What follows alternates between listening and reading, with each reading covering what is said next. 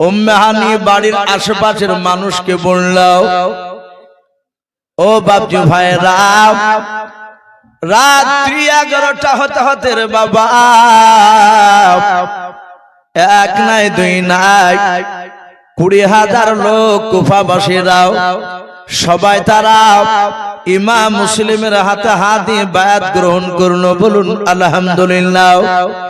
সবাই তারা ওয়াদা করলো, তারা বলল, গো ভাই, ইমাম মুসলিমের তরফ থেকে আপনার কাছে হাত দিয়েছে। ইমাম মুসলিম ভাই, আমরা তোমার হাতে হাত দিয়ে ওয়াদা করলাম হোসাইনকে মানবো, আমাদের হোসাইনকে দরকার।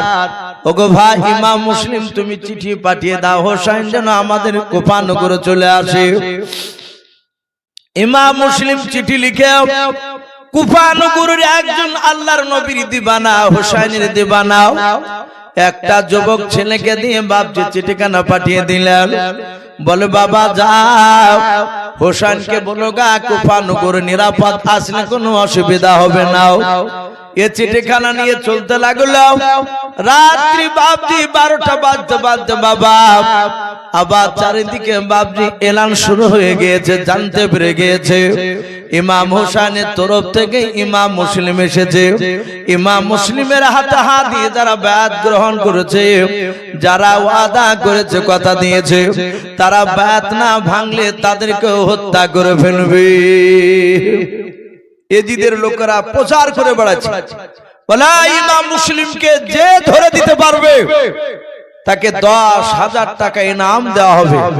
শুধু তাই নয়, ইমাম মুসলিমকে যার বাড়িতে পাওয়া যাবে তাকে শুধু হত্যা করা হবে। সঙ্গে সঙ্গে 20,000 লোকের মধ্যে থেকে প্রায় বেশিরভাগ লোক তারা সবাই বায়াতকে ভেঙে ফেললো মৃত্যুর ভয়। তারা সবাই বাপজি বলল, ইমাম মুসলিম পালিয়ে যাও, আর তোমাকে আমরা বাঁচাতে পারবো না। উম্মে হানি বলল, ভাই ইমাম মুসলিম এখনই পালিয়ে যাও। ইমাম মুসলিম বললেন, ভাই তাহলে এই রাতারাতি কুফানগর থেকে আমি মদিনায় পালিয়ে যাব। দুই ছেলেকে নিয়ে বাপজি রাস্তা দিয়ে হেঁটে যাচ্ছে। বেশ কিছুটা দূর যাওয়ার পর ইমাম মুসলিম ডাক দিয়ে বলেছিল, গো বাবা, আমি মদিনাতে বলেছিলাম তোমরা দুই ভাই আমার সঙ্গে এসো নাও। ওরে বাবা, বলে এখন তোমাদেরকে তো কোলকেরে নিয়ে দৌড়াতে পারবো না। হযরত ইব্রাহিম আর মুহাম্মদ ডাক দিয়ে বলে, আব্বা আপনি চিন্তিত হবেন না, আমরা আপনার পেছন পেছন দৌড়ে যাব, আপনি চলুন। অনেকটা রাস্তা বাপজি দৌড়ে গেলেন। সামনে গিয়ে দেখেন বাবা কুফানগরের লোকেরাও, এজিদের লোকেরা তলোয়ার নিয়ে ঘুরছে, ইমাম মুসলিমকে বাবা খুঁজতেছে। এজিদ বলেছে, গোটা কুফানগরকে ঘেরাও করে নাও, যেন কুফানগর থেকে ইমাম মুসলিম যেন পালিয়ে না যেতে পারে। এরা বাবা দুই ভাই ডাক দিয়ে বলেন, আব্বা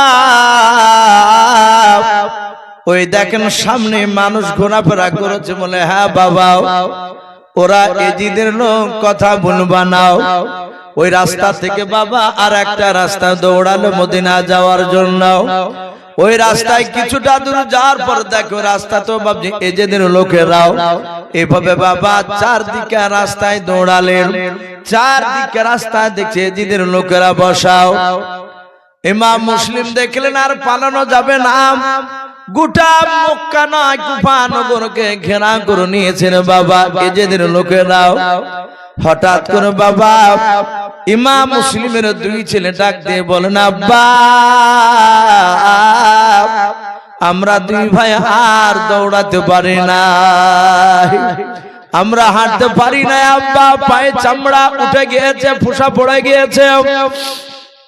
ইমাম মুসলিম বলেছিল, বাবা আমি আগে বলেছিলাম তোমরা এসো নাও, বলে এখন আমি কোথায় নিয়ে যাব, কেমন করে বাঁচাবো? দুই ছেলে নিয়ে বাবা একটা বাড়িতে গিয়ে বাপজি শিকলের কলা আনলেন, শিকল নড়া দিয়েছে। ভিতর থেকে বলে কে গো? ইমাম মুসলিম বলে আমি। ইমাম মুসলিম হুসাইনের আমি চাচাইতো ভাই। বাড়িওয়ালা বাবা কেতাবে লিখেছে তার নাম।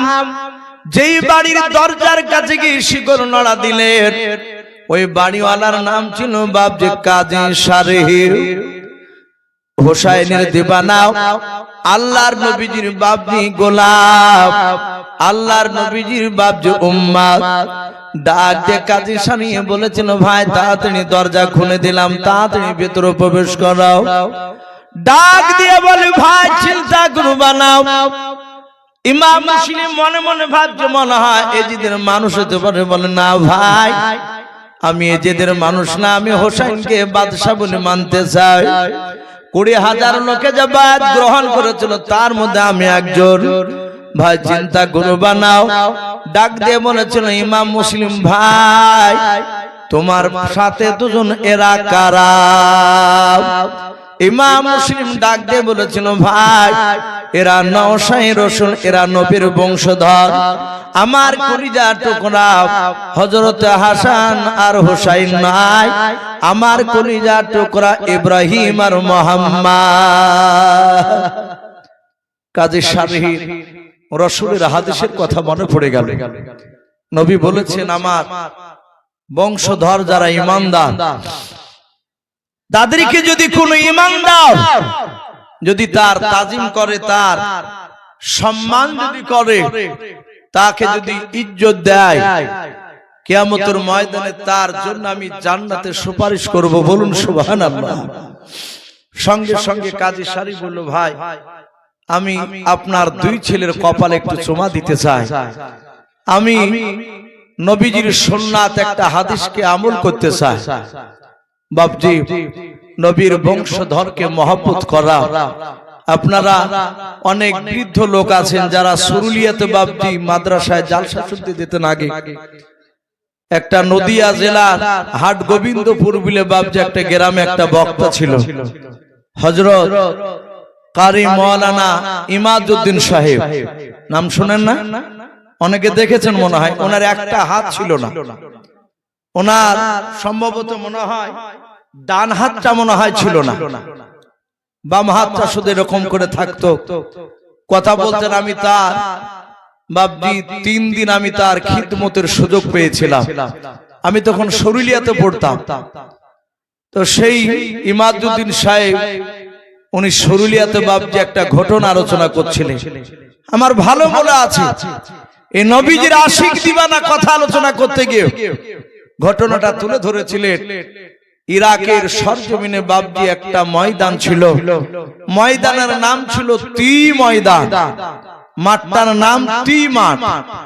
ওই ময়দানে বাপজি কুস্তা কুস্তি লড়াই, মালাম যাকে বলা হয়, শক্তিমান পুরুষ আর একজন শক্তিমান পুরুষে বাপজি ধাক্কা থেকে মুসাফা করে তারা পাড়াপাড়ি করবে। যাকে মাটিতে ফেলে দিবে, যার বুকের উপর বসবে, যে অপরে থাকবে সে জিতে যাবে, আর যে নিচে পড়বে সে হেরে যাবে। তো ওই ময়দানে তি বলে একটা মাঠ, ওই ময়দানে বাপজি কুস্তা কুস্তি লড়াই শুরু হয়েছে। এখন যেমন বাপজি আমাদের ক্রিকেট ফুটবল হয় খেলা, এভাবে বাপজি আগে হতো, এখন আর হচ্ছে না এসব খেলাগুলো। তো সেখানে বাপজি 1 নাই 2 নাই 50টা পালোয়ান 50টা দেশ থেকে গিয়েছে। বিরাট বিরাট শক্তিমান হাজার হাজার লোক বাপজি চারিদিকে টাপ্পুর মেরে দাঁড়িয়ে দাঁড়িয়ে খেলা দেখছিল। তাদের নজরুল বলে বাপজি একটা পালোয়ান, আর খেলার প্রাইজ ছিল বাপজি 1 কেজি সোনার গোটা। সে সময় সোনার গোটা নিয়ে বাপজি খেলা শুরু হবে। ডাক দিয়ে বলল নজরুল, কেউ কি আছো আমার সাথে মোকাবেলা করতে? কেউ কি আছো? সঙ্গে সঙ্গে বাপজি আরো যেমন 40টা পালোয়ান, অনেক লোক গার্জেন সেজে নিয়ে গিয়েছিল, হ্যাঁ করে নিয়ে এসে চলো। তারা সবাই আঙ্গুল দিয়ে দেখাচ্ছে আর বলছে ভাই যাও যাও, ওই লোকটাকে ফেলতে পারলে 1 কেজি সোনা দলা গোটা তুমি জিতে নেবা, তুমি যাও। সঙ্গে সঙ্গে বাপজি তখন ওই 39টা পালোয়ান বলল সর্বনাশ, ওকে পারা যাবে না, ওকে পারবো না, আর যা শরীরের গঠন, ওকে পারবো না, আমরা মালামে। কেউ গেল না। রেফারি সাহেব বাপজি ওই 1 কেজি সোনার গোটা নিয়ে বলল, আমি 1 থেকে 10 পর্যন্ত গুনবো, যদি এই নজরুলের যদি বিরুদ্ধে না আসতে পারো কেউ, তাহলে 1 কেজি সোনার গোটা হিসাব মতো নজরুলই পাবে, ওকে দিয়ে দেওয়া হবে।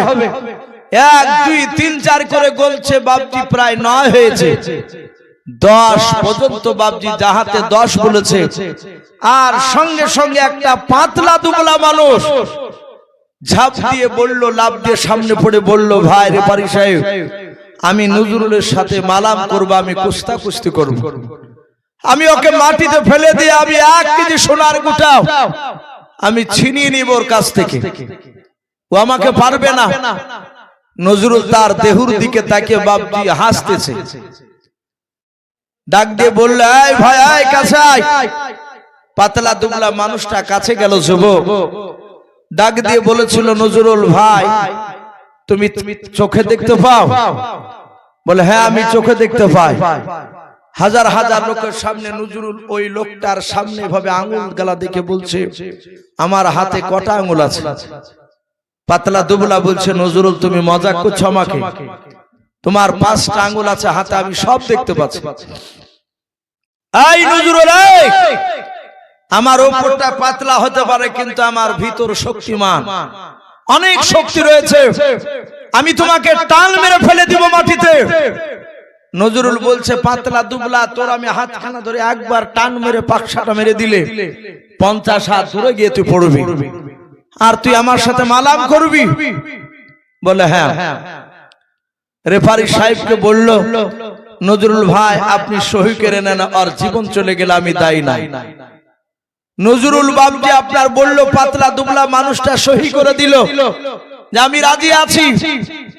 সামনে একটা দাগ দিয়েছে, দাগের ওই পাশে বাবজি নজরুল, এই পাশে পাতলা দুবলা মানুষ।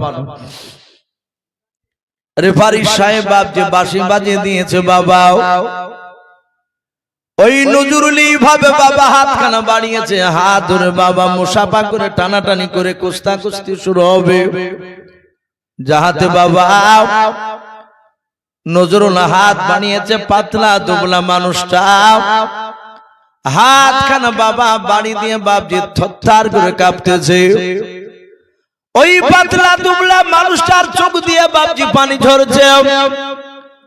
আস্তে করে বলছেন, গো নজরুল ভাই, দয়া করে চিৎকার করবা না রে ভাই, তোমার কানটা একটু আমার মুখের গড়ে নিয়ে এসো।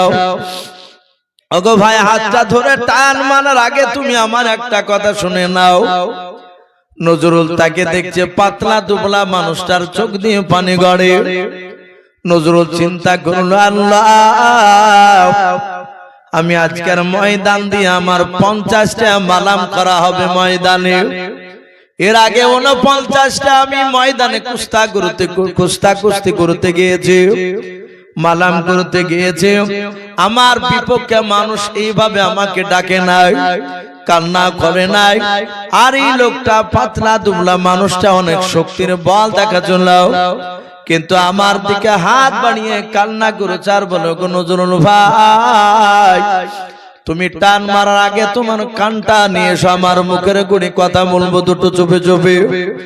নজরুল মনে মনে চিন্তা করলো, আমি নিয়ে যাই। কানটা যাহাতে বাবজি নিয়ে গিয়েছে মুখের গুণে পাতলা দুবলা মানুষটার কাছে।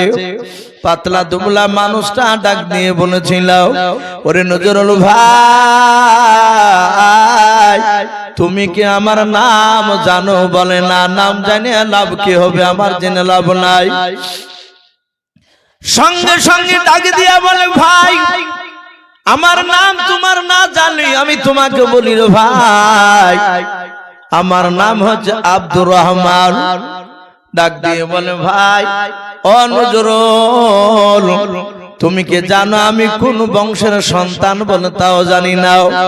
ডাক দিয়ে বলে, ওগো নজরুল ভাই, আমি যে কোনো সাধারণ বংশের সন্তান নয়, আমি বিশ্বনবী জনাবে মুহাম্মদ রাসূলুল্লাহ সাল্লাল্লাহু তাআলা আলাইহি ওয়াসাল্লামের বংশধর। বলুন সুবহানাল্লাহ।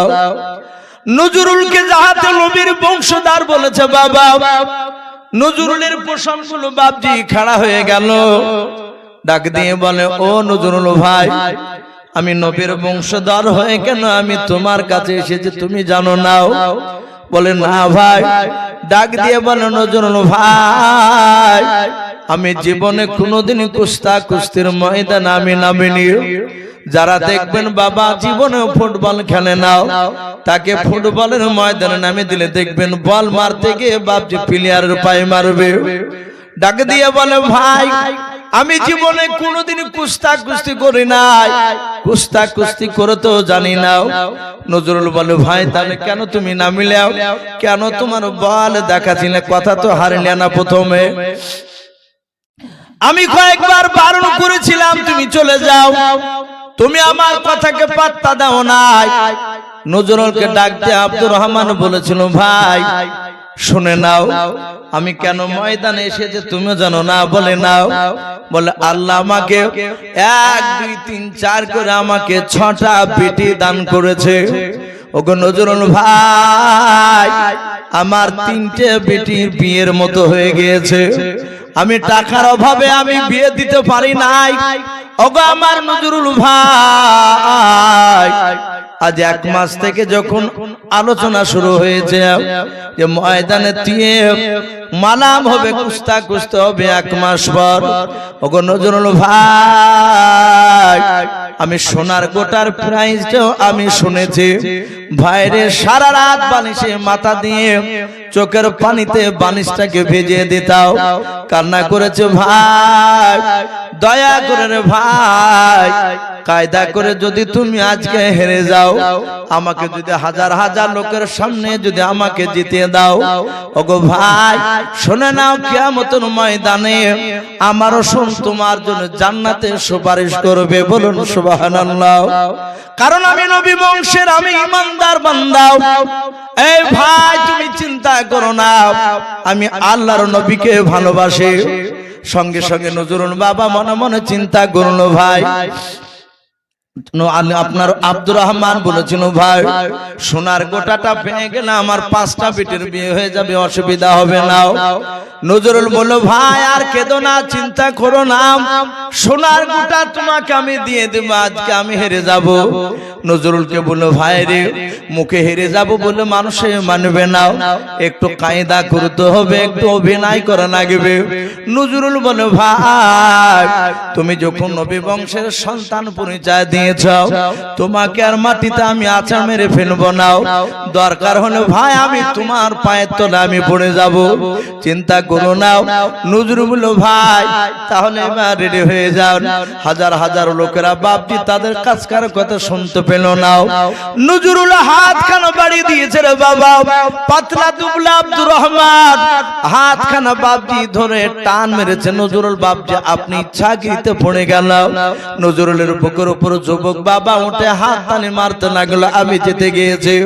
রেফারি সাহেবকে জনগণ ডাক দিয়ে বলেছিল, ভাই এ হাতির সাথে মশাল লড়াই, হাতি পড়ে গেল, মশা জিতে গেল, এটা আমরা মানব না। আই রেফারি আবার মালাম শুরু করাও। রেফারি বলে, ভাই নজরুল তুমি মালাম করতে পারলে না, আবার দ্বিতীয়বার মালাম করা লাগবে। নজরুল বলল, আমি রাজি আছি। যাহাতে বাপজির পানি বাসে দিয়েছেন, নজরুল হাত বানিয়েছে। আব্দুর রহমান হাতখানা ধরে বলে, নজরুল ভাই যেন লোকের ধিক্কার শুনে যেন তুমি আমার হাত ধরে যেন টান মারো নাও, ও জানে টান মেরে দিলে আমি পড়ে যাব। সঙ্গে সঙ্গে রে বাবা হযরত হোসেন রাদিয়াল্লাহু তাআলা আনহু বাবা আপনার নয়, ইমাম মুসলিমের বাপজি নয়, ওই যে বাপজি নবী বংশের খানদান আব্দুর রহমান হাতখানা ধরেছে। নজরুল বলে ওরে আমার আব্দুর রহমান শুনে নাও, একবার কেন দুইবার কেন 100 বার যদি মালাম করতো যদি আমাকে বলে দেয়, ওকে শুনে নাও 100 বারে আমি তোমার কাছে আমি হেরে যাব। বলুন সুবহানাল্লাহ। নজরুল বাপজি আবার পড়ে গেল, আবার মালাম শুরু করলো, আবার পড়ে গেল। 6-7 বার বাপজি ভাবে মালাম করানোর পর 6-7 বার বাপজি পড়ে গেল। নজরুল বাপজি হেরে গেল। হযরত আব্দুর রহমান সোনার গোটা নিয়ে বাড়ি চলে গেল। নজরুলকে বাপজি ওই দর্শকরা জনগণেরা পায়ের বাপজি জুতো খুলে বাপজি ধাগা দিয়ে মালা তৈরি করে নজরুলের গলায় পরে দিয়ে ধিক্কার জানালো। সবাই থুতু দিল আপনার ওই নজরুলের গায়ে। নজরুল কিছু বলে নাই, হেরে গিয়ে বাপজি বাড়ি চলে গেল। বাড়ি যাওয়ার পর রাত্রিবেলা নজরুল আলা অফ করে বাপ অন্ধকারে শুয়ে আছে। মাথায় বাপ যেভাবে কপালে হাত দিয়ে চিন্তা করেছে আমি হেরে গেলাম। শুধু নবী বংশের লোক পরিচয় দিল বলে আমি নবী বংশের সন্তানের আমি তাজিম করেছি, নবী বংশের লোকের আমি সম্মান জুগিয়েছি। আর হযরত বাপজি নজরুল এভাবে চিন্তা করেছিল। হঠাৎ করে বাবা আল্লাহর নবী বলেন পৃথিবীতে কোন আমার উম্মতে যদি কেউ যদি স্বপ্নের মাধ্যমে যদি আমাকে দেখে নাই, আল্লাহর নবী বলেন সে স্বয়ং নবীকে দেখলো। বলুন সুবহানাল্লাহ। যারা নবীকে দেখবে বাপজি মদখুর যদি নবীকে দেখে, ওই ব্যক্তি মদখুর আর হবে না, আল্লাহর ওলি হয়ে যাবে। বিড়িখোর নবীকে দেখলে আর বিড়ি খাবে না, আল্লাহর ওলি হয়ে যাবে। নজরুল রাত্রি বেলা শুয়ে আছে, এভাবে বাবা কপালে হাত নিয়ে আছে। দয়ার নবী মদিনাতে আর থাকতে পারলেন না। আল্লাহর নবীজি নজরুলের বাপজি কাছে এসে মাথা থেকে হাতটা সরে দিয়ে বাবা কপালে মৃদু হাত নাড়াচ্ছেন, আস্তে আস্তে হাত বোলাচ্ছেন। নজরুল মনে মনে চিন্তা করেছে কে আমার হাত বোলায়। চোখটা খুলে দেখে বাবা গোটা ঘরটা আলোকিত হয়ে আছে। বলুন সুবহানাল্লাহ। নজরুল চোখ খুলে দেখছে আলোকিত একটা মানুষ, সুন্দর। চট করে উঠে বলছেন ভাই আপনি কে? আল্লাহ রাসূল বলছেন হে নজরুল আমি আল্লাহ রাসূল সাল্লাল্লাহু আলাইহি ওয়াসাল্লাম। অমনি দাঁড়িয়ে বলছেন ওগো নবী আপনি গুনাহগার ব্যক্তির বাড়িতে কেন? বলো তুমি আমার বংশের খানদানে সম্মান তুমি বাঁচিয়েছো। হে নজরুল আমি আর দেখা না দিয়ে থাকতে পারিনি, আল্লাহর হুকুমে এখানে এসেছি। বাপজি সে নজরুল বিখ্যাত আল্লাহর ওলি হয়েছিলেন। এই আল্লাহ রাসূলের আশিক দিবানা খানদানের লোককে বাপজি সম্মান জানানোর জন্য হযরতে বাপজি কাজী শারহি ডাক দিয়ে বলল গো ইমাম মুসলিম এই ছেলে দুটো আপনার? বলে হ্যাঁ, এরা নবী বংশের সন্তান, আমার কলিজা টুকরা সন্তান।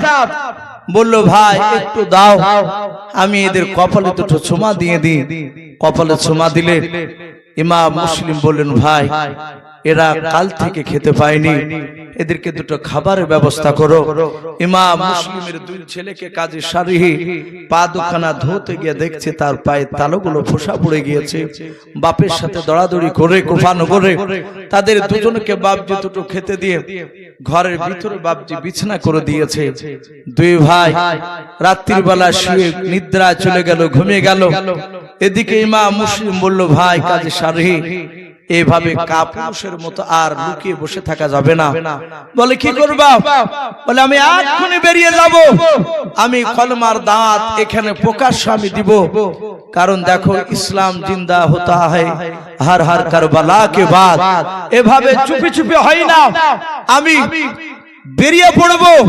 ইমাম মুসলিম রাদিয়াল্লাহু তাআলা আনহু কাজী শারহিকে বলল ভাই এই দুটো ছেলে আমি তোমাকে আমানত দিলাম, তুমি আজ রাত্রি বেলায় হোক কাল দিনের বেলায় নাই পরের হয়তো আবার রাত্রি বেলায় তুমি যে কোনো কায়দায় আমার দুটো ছেলেকে মদিনা রাস্তায় পৌঁছে দিও, কুফা নগর থেকে বের করে দিও। মদিনা রাস্তায় চলে গেলে আর ওদেরকে মারবে না। ইমাম মুসলিম দুটো ছেলেকে বাপজি আমানত দিয়ে সঙ্গে সঙ্গে বাপজি বাড়ি থেকে জাহাতে নারে বলে বাপজি বের হলে আর জাহাতে বেরিয়েছে আর অমনি দেখছে সামনে এজিদের বাপজি তিনটা লোক তলোয়ার নিয়ে দাঁড়িয়ে ইমাম মুসলিমের হাতকে ধরে ফেললো। তারা চিনতে পেরেছে এই তো সেই ইমাম মুসলিম। ওকে ধরে নিয়ে বাপজি সাথে হাতে তাকে হত্যা করে ফেললো, জবাই করে ফেললো। সকলে পড়ুন ইন্না লিল্লাহি ওয়া ইন্না ইলাইহি রাজিউন। হযরত ইমাম মুসলিম শহীদ হয়ে গেলে এজিদের কানে খবর গেল।